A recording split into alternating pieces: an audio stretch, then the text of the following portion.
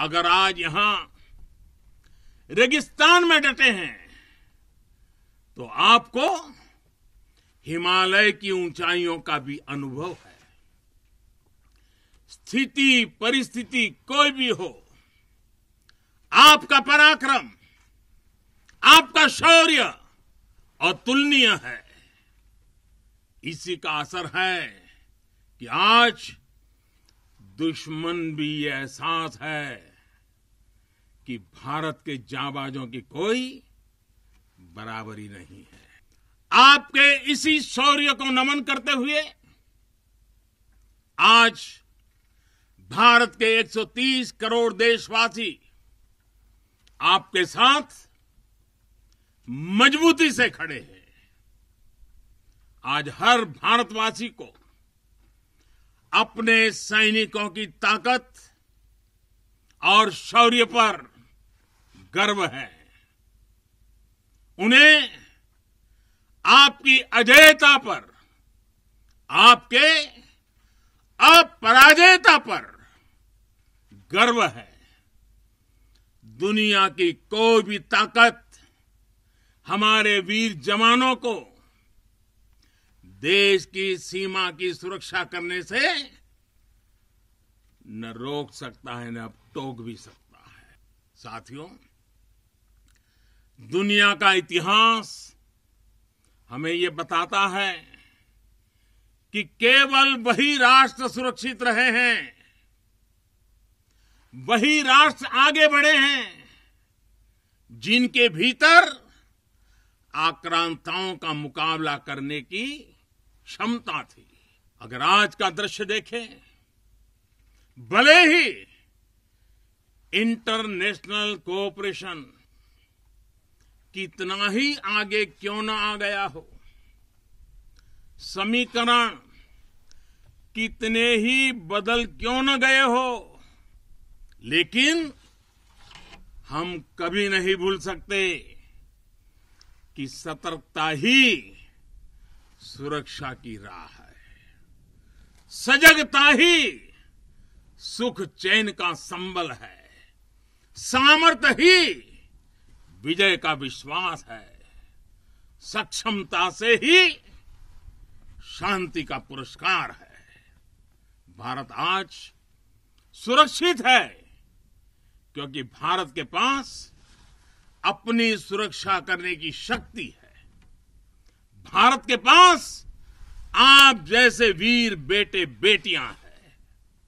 साथियों, जब भी जरूरत पड़ी है, भारत ने दुनिया को दिखाया है कि उसके पास ताकत भी है और सही जवाब देने की राजनीतिक इच्छा शक्ति भी है।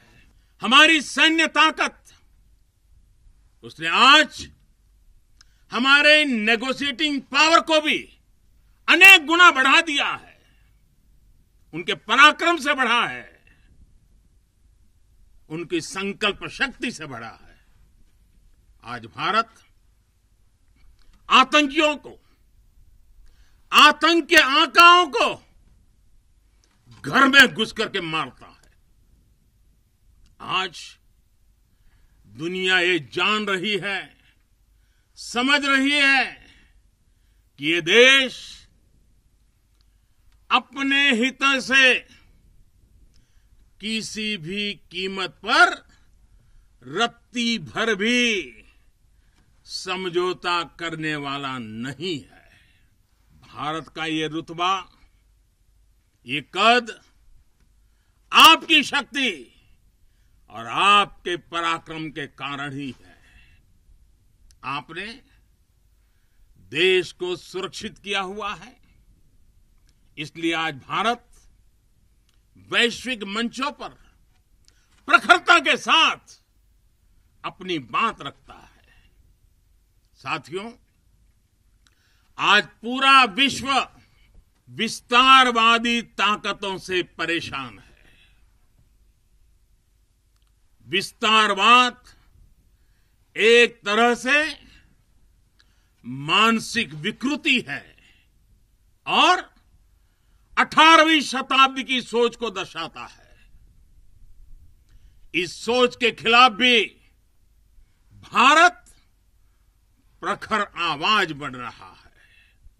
साथियों, आज भारत बहुत तेजी के साथ अपने डिफेंस सेक्टर को आत्मनिर्भर बनाने की तरफ बहुत तेजी से कदम उठा रहा है, आगे बढ़ रहा है। हाल ही में हमारी सेनाओं ने निर्णय लिया है कि वो 100 से ज्यादा अलग अलग प्रकार की जो आवश्यकताएं, खासकर हथियार और साजो सामान, उसको अब विदेशों से नहीं लेंगे, भारत में उत्पाद की हुई चीजें ही लेंगे। यहीं का उत्पाद और उसके लिए जो आवश्यक होगा करेंगे। ये निर्णय छोटा नहीं है। इसके लिए सीने में बहुत बड़ा दम लगता है, अपने जवानों पर विश्वास लगता है। मैं आज इस मौके पर और त्याग और तपस्या की एक महत्वपूर्ण भूमि से मैं अपनी सेनाओं को उनके इस महत्वपूर्ण फैसले के लिए बहुत बहुत बधाई देता हूं। ये निर्णय छोटा नहीं, मैं जानता हूं। फैसला सेना ने लिया। आत्मनिर्भर भारत का एक बहुत बड़ा हौसला बढ़ाने वाला निर्णय लिया। लेकिन सेना के इस फैसले से देशवासियों में भी, 130 करोड़ देशवासियों में ऐसा मैसेज चला गया, सब दूर चला गया। और वो मैसेज क्या गया? लोकल के लिए वोकल होने का। सेना के एक निर्णय ने 130 करोड़ देशवासियों को लोकल के लिए वोकल होने की प्रेरणा दी। मैं आज देश के नौजवानों से, देश की सेनाओं से, सुरक्षा बलों से, पैरामेडिकल फोर्सेस से एक के बाद एक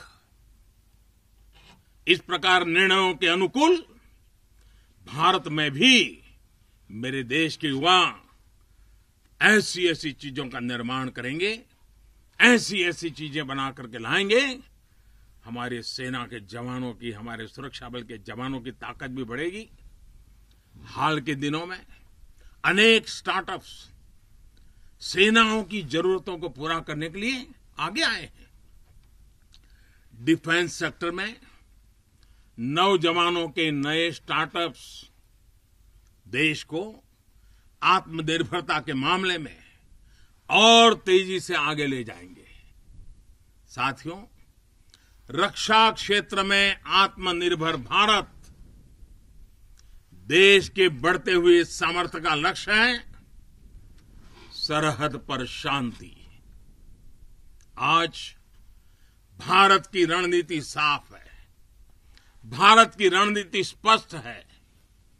आज का भारत समझने और समझाने की नीति पर विश्वास करता है, समझने की भी और समझाने की भी। लेकिन अगर हमें आजमाने की कोशिश की, फिर तो जवाब भी उतना ही प्रचंड मिलेगा। साथियों, देश की अखंडता देशवासियों की एकता पर निर्भर करती है। शांति, एकता, सद्भावना देश के भीतर देश की अखंडता को ऊर्जा देती है।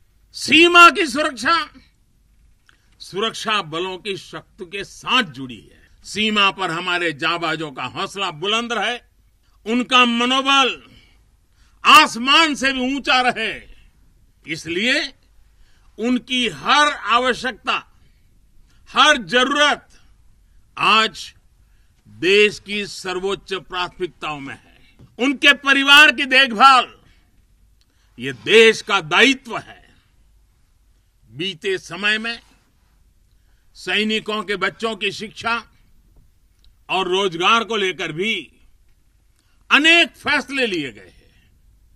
पिछले वर्ष जब मैंने दूसरी बार शपथ ली थी, मेरा पहला फैसला ही शहीदों के बच्चों की शिक्षा से जुड़ा हुआ था। इसके तहत नेशनल डिफेंस फंड के अंतर्गत मिलने वाली स्कॉलरशिप को बढ़ाया गया है।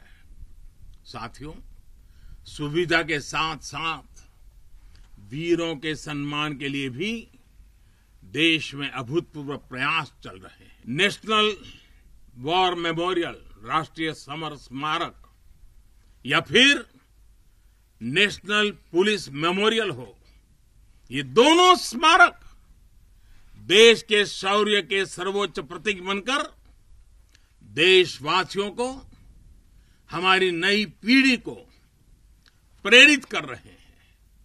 साथियों, मुश्किल चुनौतियों के बीच आपका व्यवहार, आपका टीम वर्क देश को हर मोर्चे पर इसी जज्बे के साथ लड़ने की सीख देता है। आज देश इसी भावना से कोरोना जैसी महामारी के खिलाफ भी जंग लड़ रहा है। देश के हजारों डॉक्टर्स, नर्सिस, हेल्पर्स और सपोर्ट स्टाफ दिन रात बिना रुके, बिना थके काम कर रहे हैं। देशवासी भी इस जंग को फ्रंट लाइन वॉरियर्स की तरह लड़ रहे हैं। इतने महीनों से हमारे देशवासी पूरे अनुशासन का पालन कर रहे हैं, मास्क जैसी सावधानियों का पालन कर रहे हैं और अपने और अपनों के जीवन की भी रक्षा कर रहे हैं। लेकिन हमें यह भी एहसास है कि अगर हमें मास्क पहनने में ही इतनी तकलीफ होती है, तो आपके लिए ये सुरक्षा जैकेट्स, न जाने आपके शरीर पर कितनी चीजें आपको लादनी पड़ती हैं। इतना सब कुछ पहनना कितना कठिन होता होगा। आपके इस त्याग से देश अनुशासन भी सीख रहा है और सेवा धर्म का पालन भी कर रहा है। साथियों, सीमा पर रहकर आप जो त्याग करते हैं, तपस्या करते हैं, वो देश में एक विश्वास का वातावरण बनाता है। हर हिंदुस्तानी के अंदर एक नया कॉन्फिडेंस लेवल आता है। एक विश्वास होता है कि मिलकर बड़ी से बड़ी चुनौती का मुकाबला किया जा सकता है। आपसे मिली इसी प्रेरणा से देश महामारी के इस कठिन समय में अपने हर नागरिक के जीवन की रक्षा में जुटा हुआ है। इतने महीनों से देश अपने 80 करोड़ से ज्यादा नागरिकों के भोजन की व्यवस्था कर रहा है, लेकिन इसके साथ ही देश अर्थव्यवस्था को फिर से एक बार गति देने का भी पूरे हौसले से प्रयास कर रहा है। देशवासियों के इसी हौसले का परिणाम है कि आज कई सेक्टर्स में फिर से रिकॉर्ड रिकवरी और ग्रोथ दिख रहा है।